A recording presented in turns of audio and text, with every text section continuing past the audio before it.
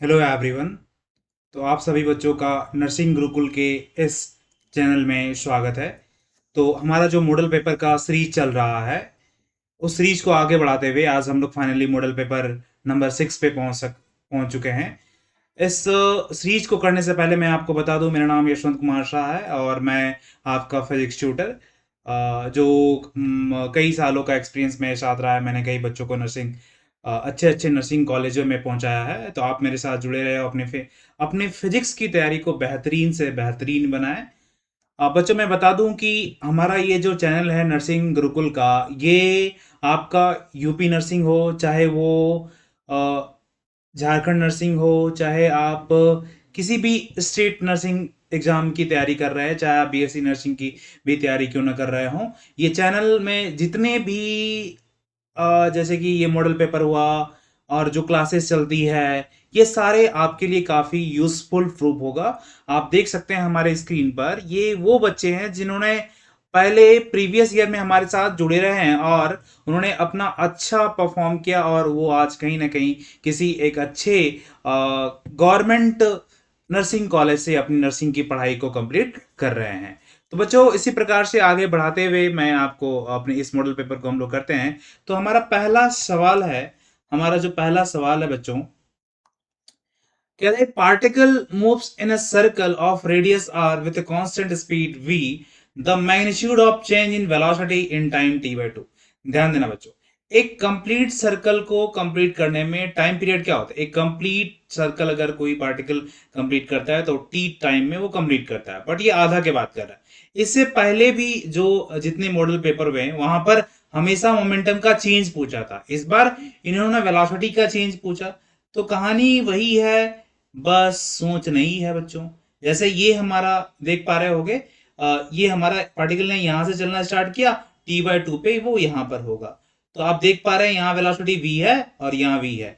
इतनी बार ये सवाल मॉडल पेपर में आ चुका है, अब आपसे ये आसानी से हो जानी चाहिए। तो अगर आप लिखना चाहते हैं तो डेल्टा v बराबर आप लिखिएगा vf माइनस vi। चूंकि वेलोसिटी हमारा एक वेक्टर क्वांटिटी होता है, तो जब आप इसे वेक्टर में लिखते हैं तो हमारा ये साइन के साथ लिखेंगे। पहले वाले में ऊपर है और दूसरे वाले में नीचे है, तो दूसरे वाले का हम नेगेटिव लेते हैं, माइनस ऑफ v और minus of v that is minus of 2v। But यहां पर क्वेश्चन में क्या बोला है? क्वेश्चन में कह रखा है कि you have to find the value of magnitude of change in velocity.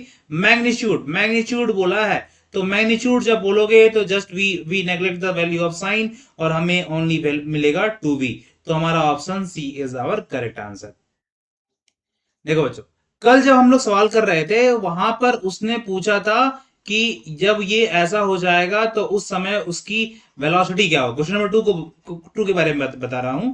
Question number 2 में बता रहा था कि किसी एच हाइट पे जब उसका पोटेंशियल एनर्जी और काइनेटिक एनर्जी जब इक्वल हो जाता है तो उस समय उसकी वेलोसिटी क्या होगी। इस समय इस जो ये सवाल है, ये जो हमारा दूसरा सवाल है, वो कहता है कि body is projected vertically upward, has a equal kinetic and potential energy at height. तो कहता है कि ऐसा कौन सा हाइट होगा जहां पर आपका काइनेटिक एनर्जी और पोटेंशियल एनर्जी इक्वल होगा। तो मैंने कल ही आपको बताया था बच्चों कि जब कोई पार्टिकल को फेंका जाता है, तो यहां पर जब फेंका जाता है तो टोटल एनर्जी उसके पास शुरुआत में एकदम काइनेटिक एनर्जी के फॉर्म में रहती है, वो होता है mv²। और जो हाईएस्ट पॉइंट पे जो भी एनर्जी होती है वो mgh टोटल एनर्जी के फॉर्म में रहता है, क्योंकि हाईएस्ट पॉइंट पे वेलोसिटी 0 होता है, क्योंकि वो टर्न कर रहा होता है एट द मोमेंट ऑफ, ठीक है। तो किसी भी पॉइंट पे अगर मैं टोटल एनर्जी लिखना चाहूं, चलो कि मैं एच हाइट पे बात करता हूं, ये एच हाइट पे हमारा पीई जो है पोटेंशियल एनर्जी काइनेटिक एनर्जी के बराबर हो जाएगा। तो हम उस एच हाइट पे अगर मैं टोटल एनर्जी लिखना चाहूं बच्चों, तो मैं क्या लिखूंगा? Potential energy plus kinetic energy. हमारा टोटल एनर्जी को आप ऐसा कीजिए, आपको एच के टर्म्स में आंसर निकालना है तो टोटल एनर्जी को mgh लिख सकते हैं। पोटेंशियल एनर्जी आप जानते हैं एच हाइट पे mgh होता है, और इन्होंने कह रखा है कि वहां पर आपका काइनेटिक और पोटेंशियल एनर्जी इक्वल है, तो ये भी आप mgh लिख सकते हैं। तो अगर आप इसे सॉल्व कीजिएगा बच्चों तो आपको मिलेगा 2mgh equal to mg into capital H। तो mg और mg कैंसिल आउट आएगा और यहां से जो h होगा वो h/2 हो जाएगा। मतलब ऐसा कब होगा? जब हमारा काइनेटिक एनर्जी और पोटेंशियल एनर्जी इक्वल हो जाएगा तो वो हाइट है h/2। तो हमारा ऑप्शन सी इसी प्रकार से करेक्ट आंसर हो जाएगा बच्चों। तो मैं इसे इरेज कर देता हूं बच्चों ताकि मैं अगले सवाल को कर लूं। अगेन बच्चों, आपको किसी प्रकार का कोई भी डाउट आ रहा है तो आप कमेंट बॉक्स पे कमेंट कर सकते हैं ताकि मेरी टीम उसे आपकी क्वेरी को ले लेगी और आपकी क्वेरी को डेफिनेटली कंप्लीट किया जाएगा। और अगर आपकी क्वेरी वहां पर कंप्लीट नहीं होती है, अगर मुझे सेपरेट वीडियो बनाने की भी जरूरत पड़ी तो डेफिनेटली वो भी हम करने को तैयार है, बस आपका वाला होना चाहिए। आगे बढ़ रहे हैं और इसी प्रकार से क्वेश्चन नंबर 3। क्वेश्चन नंबर 3 हमारा कहता है कि if momentum of a body is increased by 100%। तो बेटा अगर मान लो कि काइनेटिक एनर्जी किसी भी बॉडी का p²/2m होती है, पहले काइनेटिक एनर्जी है, ठीक है। अब कहता है कि काइनेटिक एनर्जी आप मोमेंटम को कितना कर देते हैं, pf जो है p+p 100% का मतलब होता है और एक बार उसे दोगुना कर देना, मतलब आप उसका मोमेंटम को दोगुना कर देते हैं तो काइनेटिक एनर्जी हमारा फाइनल जो होता है बेटा वो होगा 2p²/2m, दैट इज ये आता है 4p²/2m। तो ये जो हमारा kf है ना, आप इसे सीधा सीधी 4ki लिख सकते हैं। तो हमारा इंक्रीज कितना हुआ, तो इंक्रीज बोलोगे, इंक्रीज अगर परसेंटेज इंक्रीज देखोगे तो परसेंटेज इंक्रीज होता है final minus initial divided by initial.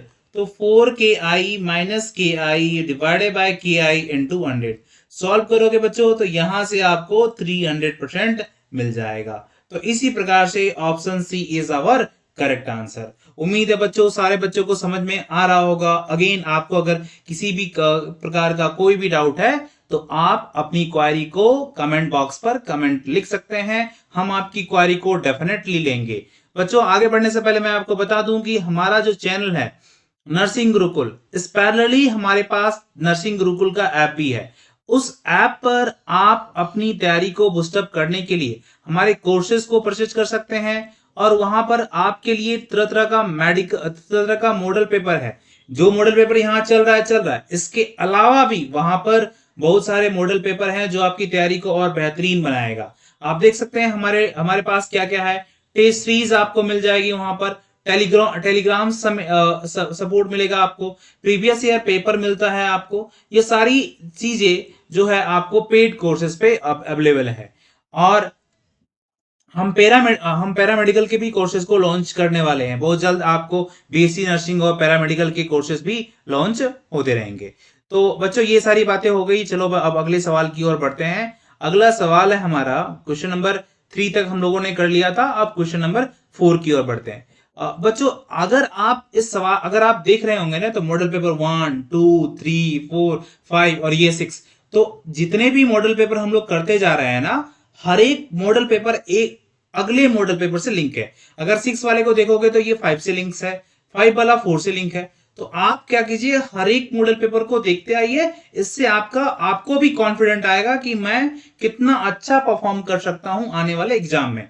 मैंने ये जो सवाल देख रहे हो बच्चों, कहता है a wire of length L and radius R is stretched by the force F if the length becomes 3L and radius become R over √3 extension.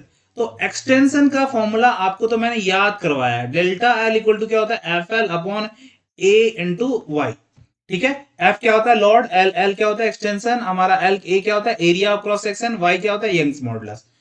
तो पहला केस में ये है, बोलता है कि आप जो है ना लेंथ अगर 3L हो जाता है तो चलो डेल्टा L डैश में FL जो है वो 3L हो जाता है। एरिया ऑफ क्रॉस सेक्शन मैंने बता रखा है पाई आर स्क्वायर होता है, but pi r square by 3 हो जाएगा क्योंकि r बाय √3 का स्क्वायर करोगे तो r square by 3 into y हो गया। अब इसे सॉल्व करोगे तो डेल्टा L डैश ये 3 ऊपर जाएगा तो 9FL पाई आर स्क्वायर को अगेन मैं a लिख सकता हूं a इंटू वाई। तो आप देख रहे होंगे बच्चों की FL/AY is nothing else, it is a 9 into delta L। तो हमारा एक्सटेंशन कितना गुना बढ़ जाता है बच्चों, तो हमारा एक्सटेंशन जो है वो 9 गुना बढ़ जाता है। ठीक है, अगला सवाल है कि maximum energy stored per unit volume. देखो maximum energy per unit volume जो होता है वो तुम्हें इलास्टिक एनर्जी के बारे में बताता है। इलास्टिक एनर्जी का फॉर्मूला होता है half into stress into strain.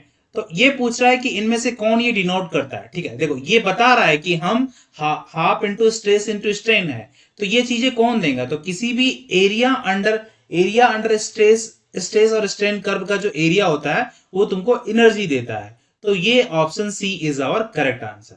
ठीक है, अगले सवाल की ओर बढ़ते हैं। हमारा अगला सवाल है pressure at the same depth in two liquids of a different density. आपको मैंने प्रेशर का फॉर्मूला बता रखा है, P बराबर होता है रो जी एच। ठीक है, हॉरिजॉन्टल लेवल पे प्रेशर सेम होता है अगर अगर अगर आपका डेंसिटी दो लिक्विड का सेम है तो, बट इन्होंने डिफरेंट डेंसिटी दे रखा है। अगर डिफरेंट डेंसिटी दे रखा है तो डिफरेंट डेंसिटी होने के कारण इनका प्रेशर भी डिफरेंट होगा। समझे बच्चों, इसीलिए हमारा आंसर होगा बी। अगले सवाल की ओर बढ़ते हैं। Bernoulli theorem.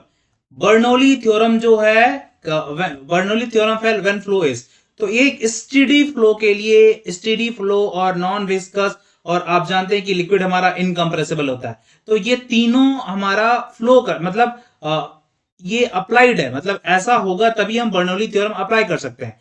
टर्बुलेंट होने से क्या होगा कि यहां पर फ्रिक्शन जैसे केस आ जाएंगे। हमारा लिक्विड अगर अशांत होगा तो वो एनर्जी जो है उसका कांस्टेंट नहीं होगा, एनर्जी कंजर्वेशन हम नहीं लगा सकते, फिर नॉन कंजर्वेटिव फोर्स आ जाता है, तो वहां पर ये सारी बातें हो जाती है। तो फ्रिक्शन के टर्बुलेंट होने के कारण फ्रिक्शन आ जाता है, फ्रिक्शन के आ जाने से एनर्जी कंजर्वेशन नहीं लगा सकते, इसलिए वहां बर्नौली थ्योरम फेल कर जाता है। तो टर्बुलेंट हमारा अगर हो जाता है तो हम बर्नौली थ्योरम फेल हो जाते हैं।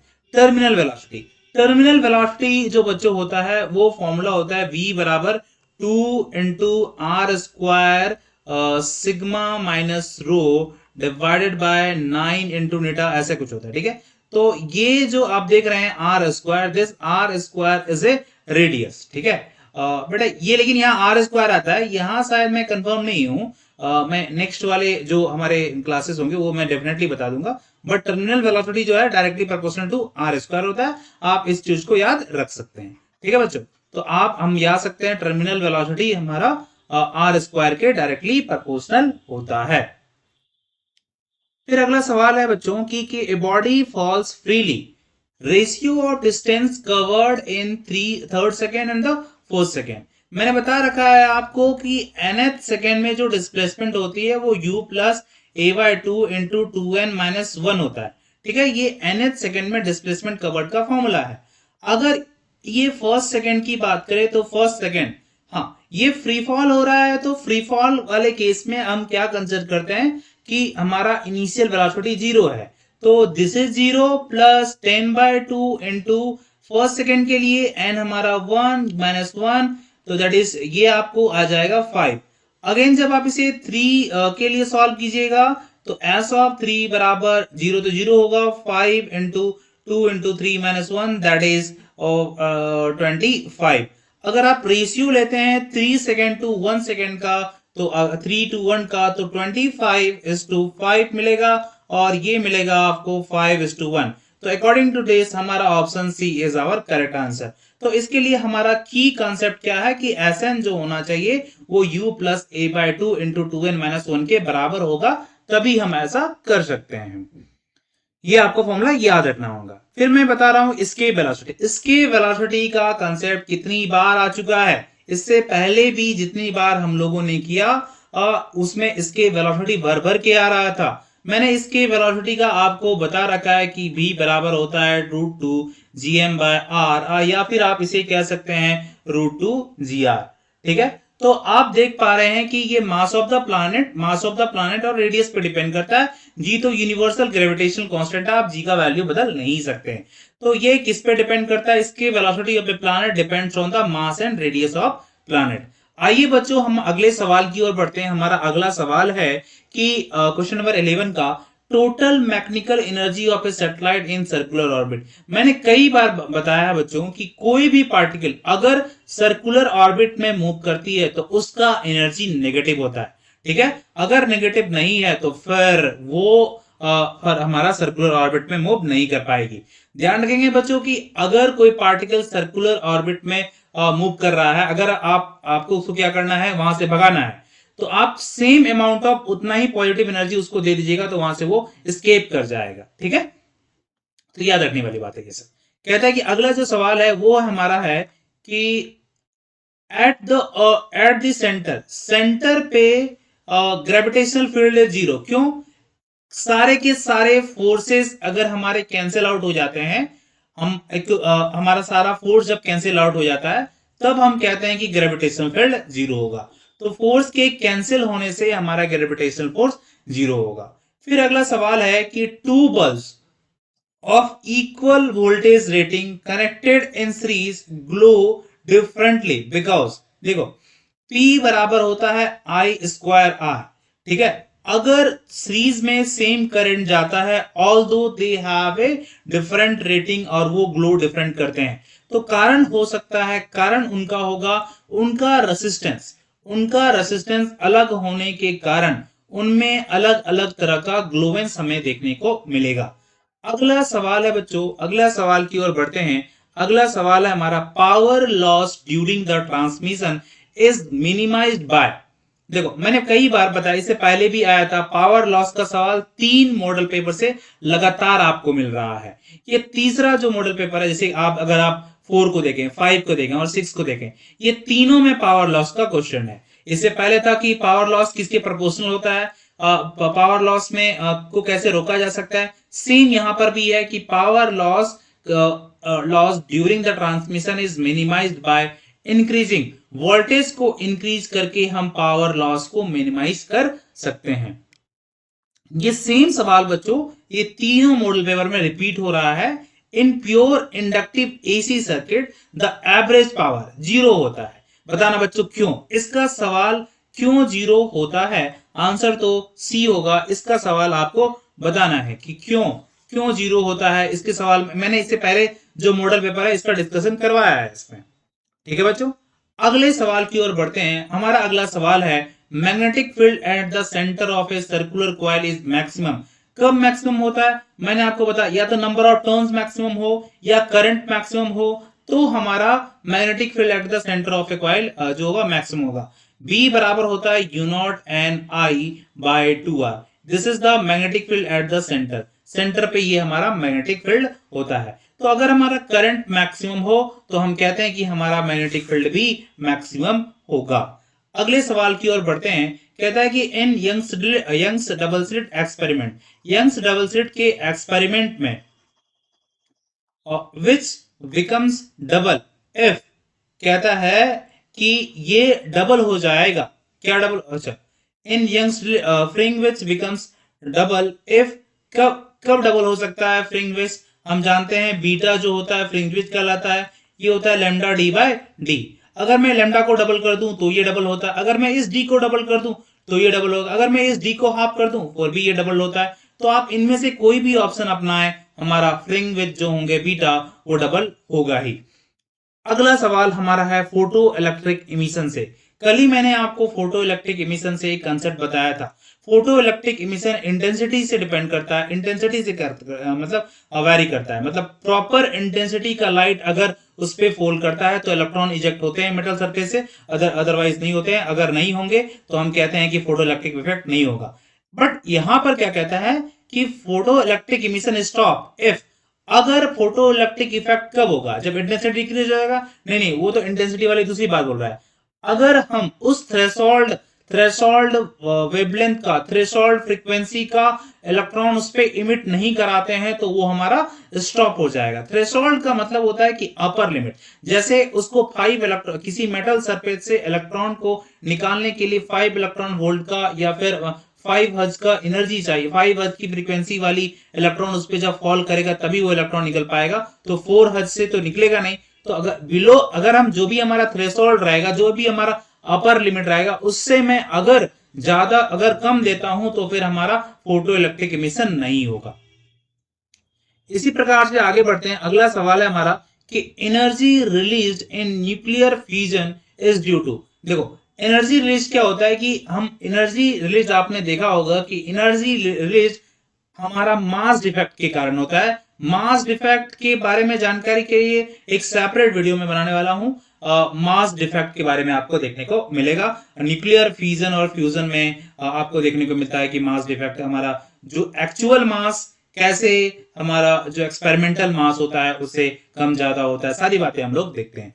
Radio active decay is exponentially because, इसको भी आपको ध्यान रखना होगा, डिके प्रोबेबिलिटी कांस्टेंट के कारण ये एक्सपोनेंशियल डिके करता है। ठीक है, फिर आगे बढ़ते हैं। हमारा कहता है कि dimension formula of magnetic field, magnetic field का फॉर्मूला F बराबर Q, सॉरी फोर्स का फॉर्मूला F बराबर Q VV होता है, तो B बराबर F upon Q VV, F बराबर QV।